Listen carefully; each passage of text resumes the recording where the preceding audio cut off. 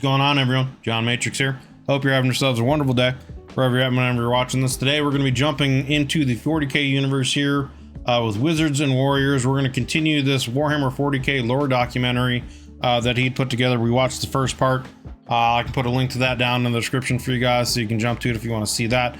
But we're going to go on here to part 2, which is called Warhammer 40k Seeds of Chaos. So I'm looking forward to jumping into this. So yeah, links will be down below in the description to the original video without my commentary and reaction, and to Wizards and Warriors channel. If you could do me a favor, click those links. If you enjoy this video as we go through it, you know, go over there and give it a like. And if you enjoy his content that he makes for the 40k universe, etc., go over there and give the man a sub if you're not so doing already.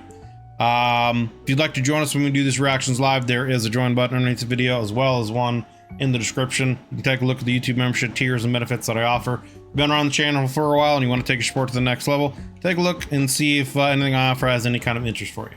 But with all that said, shameless plugs done, etc., etc., let's get into this here video.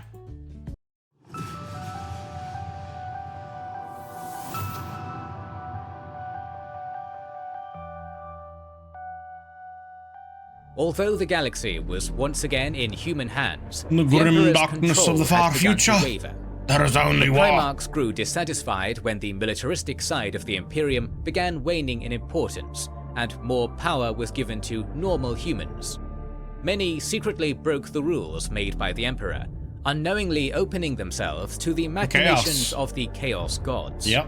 While all this was happening, the newly appointed War Master, Horus Lupercal, struggled to keep his brothers in check and prove that he was a capable leader. Well, yeah, a lot was put on Horus's shoulders really quickly before he was really ready for it, unfortunately. Welcome to our series on Warhammer 40k and the Horus Heresy, explaining the origins of the Imperium and Chaos. This second video will explore how arrogance and stubbornness let Chaos corrupt the first Primarch. Also, start preparing yourself to serve the Emperor even in death by teaching. All right, we're going to jump ahead of this here sponsor segment, but if it's something you're interested in, check out a sponsor and see if it's something that you would like to support him and his channel. Get powerful fast, and here's our account, add us in-game, for how the Imperium of mankind would operate. The main aspect of his vision was to protect mankind from the war, which he recognized as the gravest threat to humanity. Yep. From the man-made calamities... I mean, one of the things that I've found most interesting, as I think I mentioned in the last video of this, in the first book of the Horus Heresy, one of the things that really stuck out to me the most was when Loken was reading a book that he borrowed from Cinderman that was from way back in the times of, you know, ancient Terra or whatever, talking about how all these various warlords were essentially using the warp and demons to wage war with each other. So it kind of paints a picture even more as to why the Emperor is so much against that, because, you know, he's been around supposedly for over 50,000 years, and he's seen how the warp and chaos and demons can, you know, corrupt humanity. He doesn't want humanity to fall into another part of that, you know? So that's why he sees them as the greatest threat to humanity. That struck humanity in the past, the tempting nature of the warp could bring about the ugly return of the bloody Psycho Wars. On many human-inhabited worlds during the Age of Strife, superstitions and religions formed. Most of them claimed that deep within the Immaterium, the gods were observing humanity. The Imperium of Man banned all religions in order to discourage attempts to explore or summon something from the warp. Instead, an ideology called the Imperial Truth was introduced. This dogma stated that there are no gods, magic, or paranormal activities, and faith is abundant. An atheist society of reason and science would someday understand those seemingly impossible phenomena. So why should humanity look for baseless religious explanations and stall their progress? When the Great Crusade expanded, the conquered populations were indoctrinated into the imperial truth by the iterators who traveled with the army. Yep. However, one of the Primarchs, Lorgar Aurelian, and his Legion of the Word-Bearers did not propagate the imperial truth. Yeah. Lorgar grew up on the planet Colchis, which was dominated by zealous religious fanatics. They believed that someday their god would come and save them. Who Lorgar, he turned after into the achieving Emperor. high religious standing, proclaimed that he had visions of a giant man in gleaming armor who claimed to be their god, and that he would soon arrive. This caused a schism in their church and a 6-year-long civil war. After the Emperor arrived on Colchis a year after the civil war ended in 857 M30, he was greeted as a god. Greatly displeased, the Emperor tried to stop being revered as a god, but both Lorgar and the planet population did not change their behavior. Yep. After taking control of a legion of word-bearers, Lorgar converted more worlds to his religion. The Emperor was full of anger, for this process would take a long time, and was in direct disobedience of his... Yeah, he was taking too long going out on the Great Crusade. He wasn't converting enough worlds quick enough, and he wasn't converting them properly in the way the Emperor wanted to. He was essentially converting them into what the Imperium would become, with the idea that the Emperor is a god and not the imperial truth. And that really pissed off the Emperor to no end. Orders. He decided to punish Lorgar.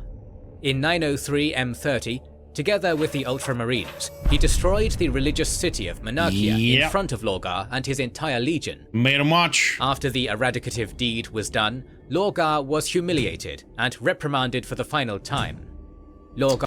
I do kind of think, like, from what I've heard of the full story, that the Emperor might have taken it a little too far, which is why Lorgar kind of was easily corrupted by the gods, because he still wanted something greater than them to believe in, and him forcing, you know, the Emperor forcing things and that, and making him essentially watch his home being burned. Yeah. Definitely drove him to find a higher power, which led him to the Chaos Gods. Lorgar, who was completely broken by this event, was swayed by Erebus, the first Fucking chaplain Erebus. of the Word-Bearers. It all goes back to Erebus, this little son of a bitch. That the Emperor is a god not worthy of his praise, and that there are other gods who would eagerly welcome such a zealous priest. This event marked the fall of the first Primarch to the ruinous powers. Yep. From now on, It really should have been called the Erebus Heresy, not the Horus Heresy, but I digress. he would set up secret cults, amass tainted artifacts, and study unholy rituals. His machinations were never discovered. After only a century, there would be another troubling encounter with the gods Lorgar worshipped. In 001 M31, Horus, the newly appointed War Master, encountered human civilization on planet 6319. The local populace was open to talks, and Horus's most trusted advisor, Sejanus, was sent to negotiate.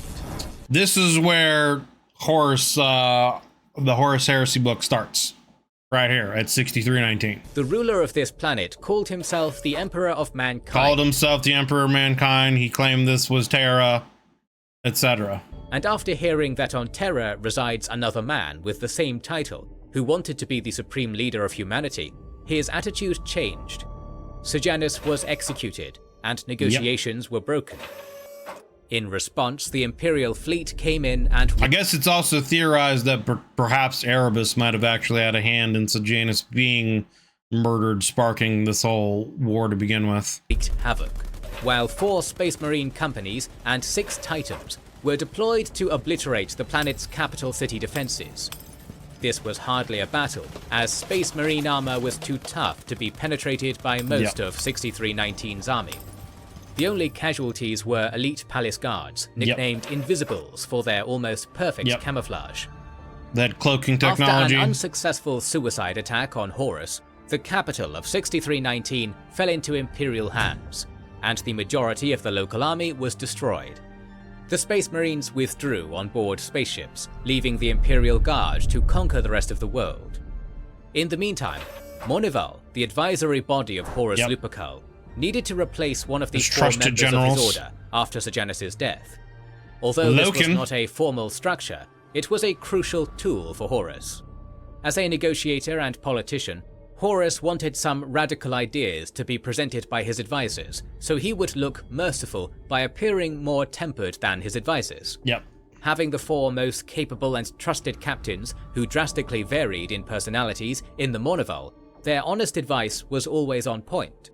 The 4 members of the Mournival were Ezekiel Abaddon, the bloodthirsty captain of the 1st Company, Horus Aximand, the dark-humoured captain of the 5th Company, Tarek Togaden, the light-hearted captain of the 2nd Company, and newly chosen Gavriel Loken, the phlegmatic captain of the who's the main character of the story, 10th Company. While the preparations for the next campaign were made, most of the planet was incorporated into the Imperium of Mankind. Only one position held firm against the Imperial forces, an unconquerable fortress in the Whisperhead Mountains. With underground passages and bunkers, this heavily fortified position was manned by about 1,000 rebels, supported by artillery batteries. The attacking force consisted of 5,000 to 20,000 Imperial guardsmen. Waves of constant frontal assaults forced the rebels to fall back to their toughest fortress on the other side of the long and only bridge. Day after day, assaults were carried out, but the Imperial army, exposed and in the crossfire, was never able to cross the bridge.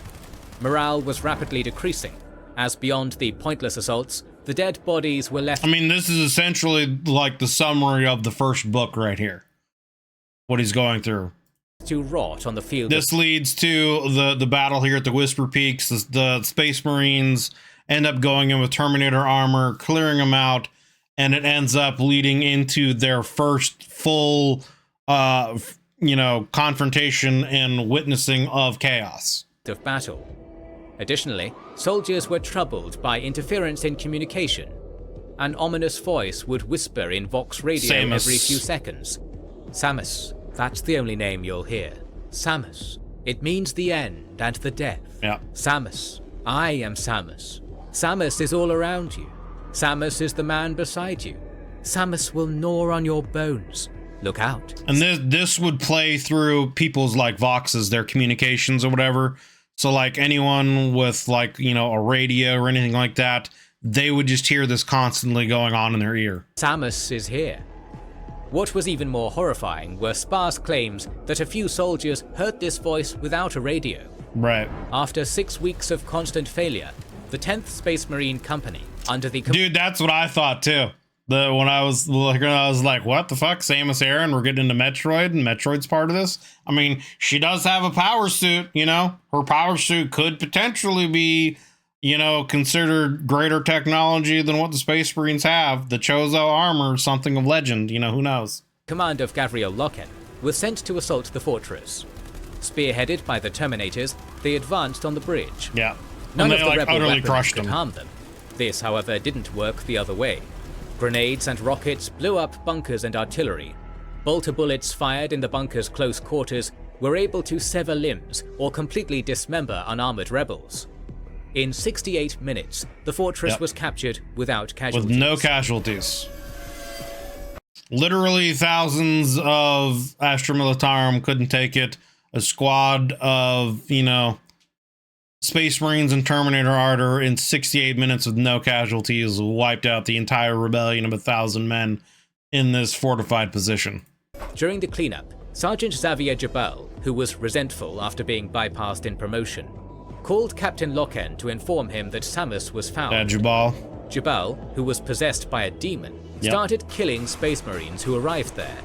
Which at that time was unheard of. At this, it was bred into the Space Marines to never attack your brother.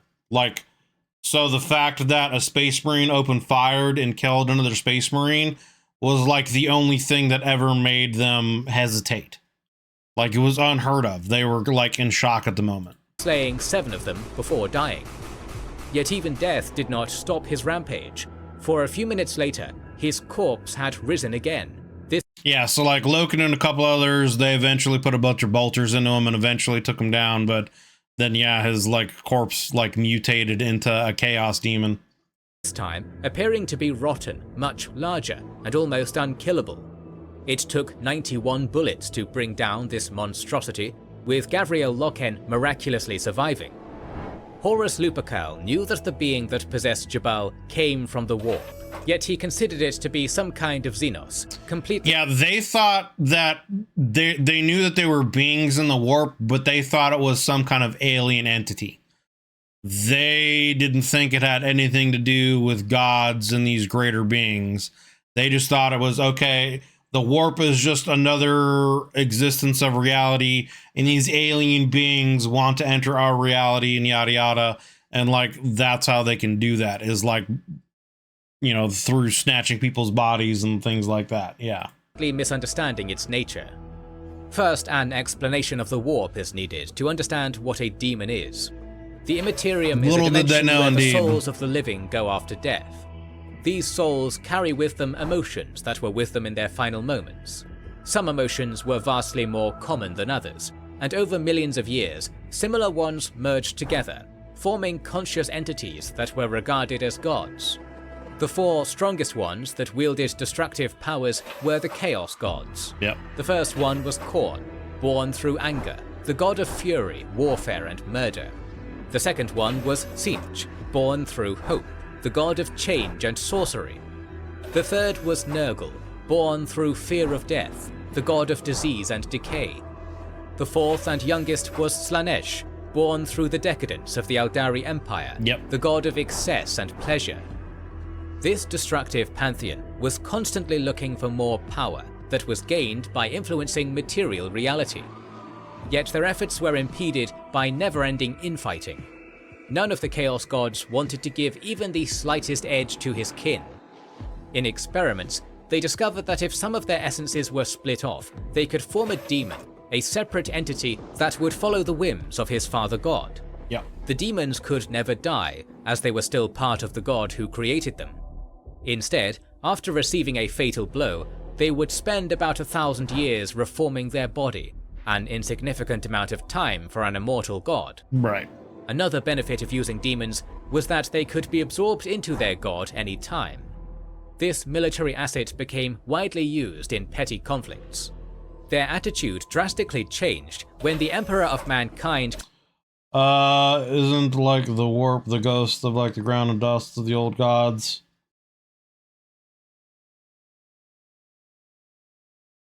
Well, I mean, he's kind of going over it right now, how they're essentially, they like everything that happens in the Materium is a reflection in the warp. And so like, it actually goes back to the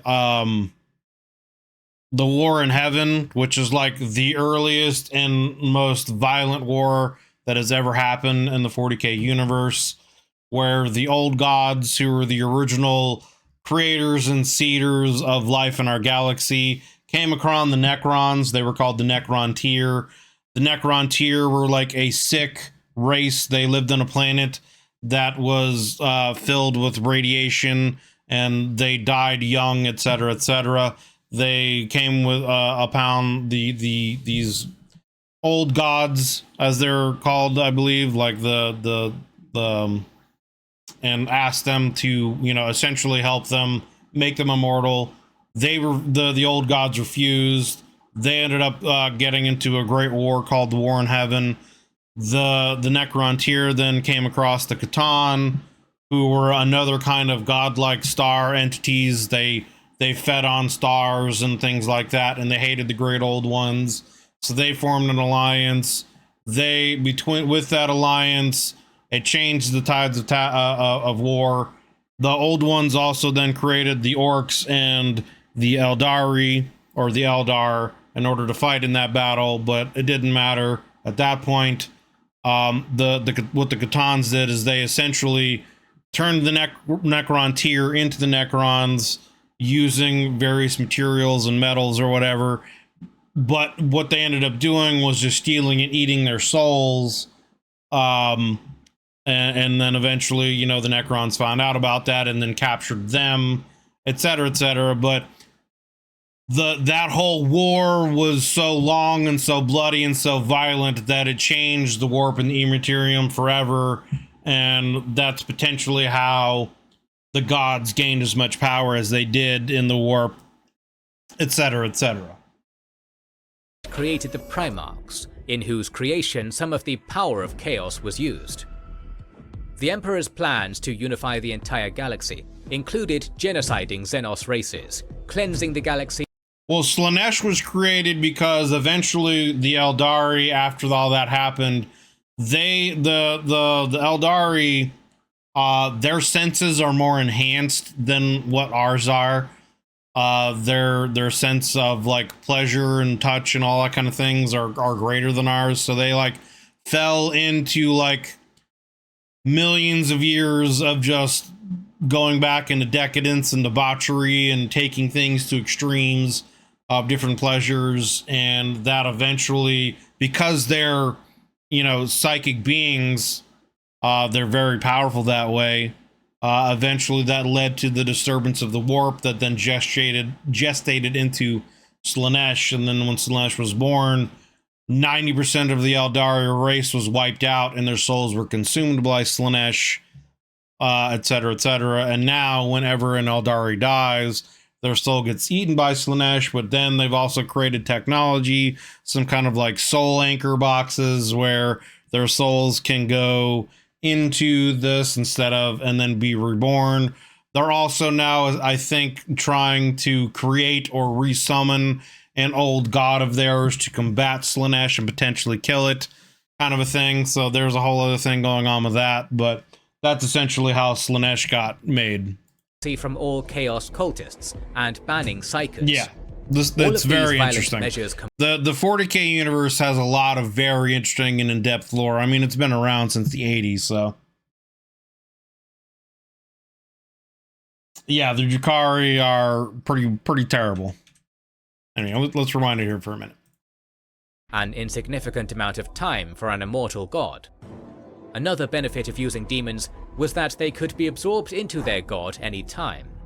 This military asset became widely used in petty conflicts.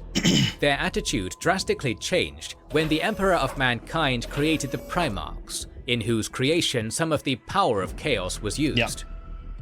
The Emperor's plans to unify the... I think one of the theories is that he actually went and spoke with the Chaos Gods themselves, either one or all of them, and supposedly made some kind of deal with them that he backed out of. He like tricked them in some kind of way. He had no intent of going through with the deal. But I think the idea is that he was shown how to essentially take the essence of greater demons and put them into the Primarchs. So their souls are infused with the essence of greater demons, whether he had to kill them himself and then take that essence and infuse it in there or what. But that's the theory, or one of the theories, as to why the Primarchs got scattered, was because the Emperor backed out of the deal with them.